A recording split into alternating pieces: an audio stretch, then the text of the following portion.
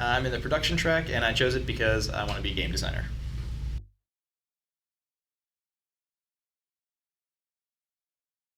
My undergraduate degree was actually in English. It helped me at FIEA because a lot of those liberal arts degrees, they're kind of squishy in the skills that they teach you. But one of the things that they do teach you really well is how to analyze what audiences you're aiming at when you're writing. A lot of that carries over into game design because you have to be designing for your audiences. You can't just design whatever game you'd want to play or your dream game. You have to design a game for particular audiences, and having the critical and analytical skills that I got as an undergrad as an English major, I think have really helped me here.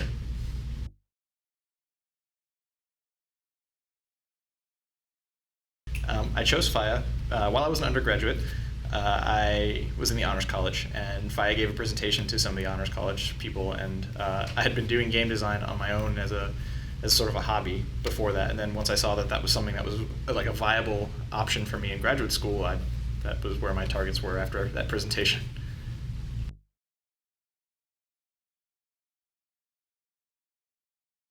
First of all, being able to interface with people is very important. A lot of times you're going to be running information between, or communicating information to programmers and artists, trying to get whatever design that the group has agreed on to come to fruition. Additionally, having some technical knowledge is really important.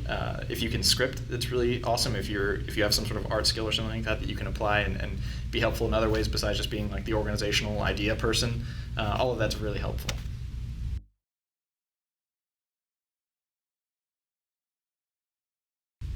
I get to FIEA, not these past couple of days because we just finished our capstone, so it's kind of like party time now, but usually I was getting here between 9 and 10 every day, maybe sometimes 10:30.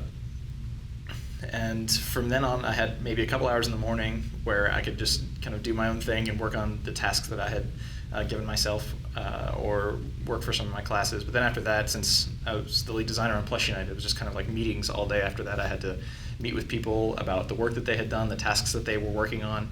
I had to, give things a final stamp of approval before they could go into the game. There was basically everybody needed some of my time pretty much after noon every day, so it's been very hectic.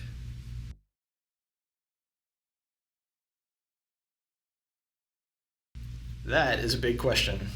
There have been a lot of challenging things. I think the most challenging thing was sharpening up my scripting ability while I was also trying to be the lead designer on Plush Unite. That requires two really different mindsets. On the one hand, I need to be sort of in the weeds and learning a whole lot of really technical skills that I didn't have when I first got here.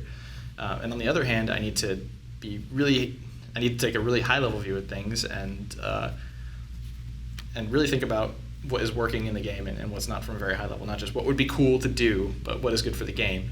Sometimes those things do not always line up.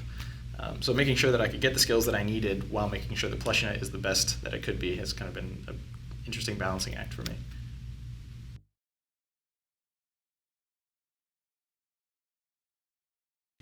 Meeting all the people, obviously.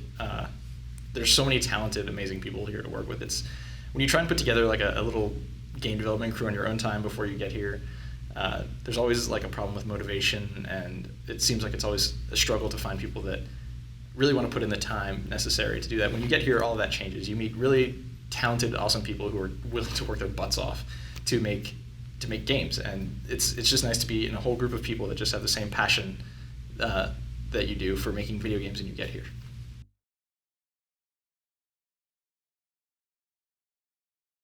Well, I didn't see myself as a manager or anything like that when I first came here.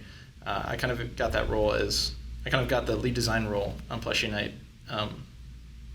and that turned into me having to develop a ton of management skills and learning a bunch of things about organization and project management and leadership. So, in that sense, I'm not learning like the hard game design skills all the time from this. There are a lot of other interesting things you learn from this degree that are possibly applicable in other places like management.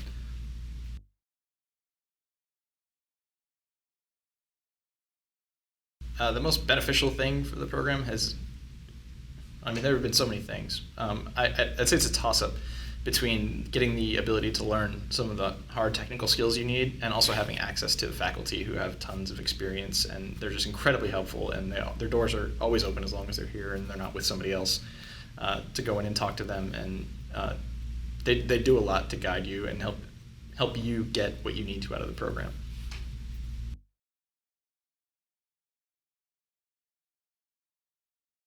Yeah, if you want to be a game designer, one of the best things you can do for yourself now is start to learn some sort of scripting language or technical skill like Lua or C# or something. Like, even if you just know the basic stuff when you can get in here, you'll be in a much better position than I was when learning this kind of stuff.